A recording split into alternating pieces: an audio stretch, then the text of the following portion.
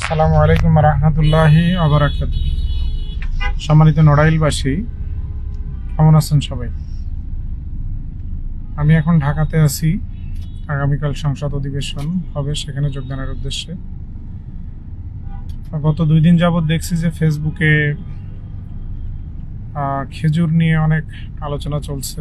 আলহামদুলিল্লাহ, জনগণের এই সচেতনতা নিশ্চয়ই জনপ্রতিনিধিদেরকে সঠিক পথে সততার উপরে টিকে থাকার জন্য ভূমিকা রাখবে।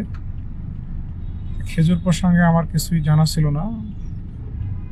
গত পরশু ডিসি মহোদয় ওনার সাথে কথা হলো। উনি বললেন যে এটা একটা বরাদ্দ আমাদেরকে আগে দিয়েছে, চিঠি পেয়েছি, বাট এখনো আসে নাই। সেটা গতকালকে বিকাশ পেমেন্টে 10,000 টাকার বেশি অফার। শপিং চলছে তো পরপর এসেছে। সেটা আমার নির্বাচনী এলাকায় নড়াইল সদর উপজেলায় 40 কার্টন খেজুর এখানে পেয়েছে টোটাল সদর উপজেলার জন্য। আর লোহাগাড়া উপজেলা, যেটা আমার আর একটা উপজেলা নির্বাচনী আসনে, সেখানে 29 কার্টন খেজুর পেয়েছে।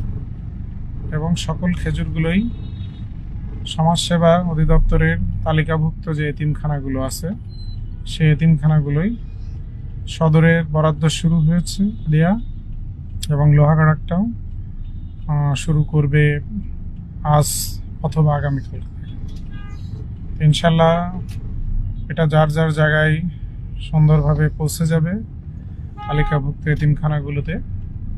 আমরা আশা রাখি যে এটা নিয়ে সবার কাছে মেসেজটি পরিষ্কার থাকবে।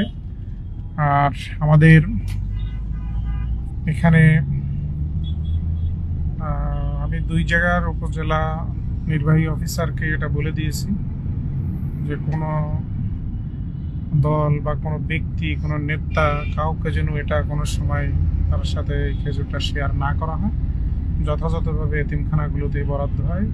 এবং আশা রাখি এটা জায়গা মতো পৌঁছে যাবে ইনশাল্লাহ। সবাই দোয়া করবেন এবং প্রতিটা বরাদ্দ, প্রতিটা বিষয় জনগণের সাথে আমার আসনে আমি শেয়ার করেই আপনাদের সকলের পরামর্শ নিয়ে আগামী দিনে এগিয়ে যেতে চাই ইনশাআল্লাহ। আসসালামু আলাইকুম রহমতুল্লাহ।